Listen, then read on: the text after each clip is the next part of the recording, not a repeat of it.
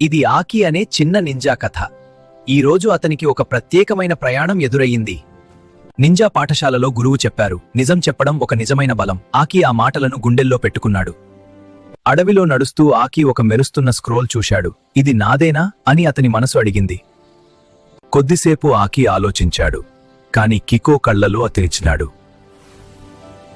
ఆకి ప్రతి ఒక్కరిని అడిగాడు. అందరూ అతని నిజాయితీకి మెచ్చుకున్నారు. ఒక వృద్ధ నింజా బాధగా ఉన్నాడు. నా ముఖ్యమైన స్క్రోల్ పోయింది అన్నాడు. ఆకి స్క్రోల్ ఇచ్చాడు. ఇది మీదే అన్నాడు చిరునవ్వుతో. అందరూ ఆనందంతో తల ఊపారు. వృద్ధుడు అన్నాడు, నిజాయితీనే గొప్ప బహుమతి. ఆ మాటలు ఆకి హృదయాన్ని తాకాయి. పాఠశాలలో ఆకి తన కథ చెప్పాడు. అందరూ నిజాయితీ విలువను అర్థం చేసుకున్నారు. ఆ రోజు ఆకి ఒక నిజమైన నింజాగా మారాడు. ఎందుకంటే నిజం ఎప్పుడూ గెలుస్తుంది.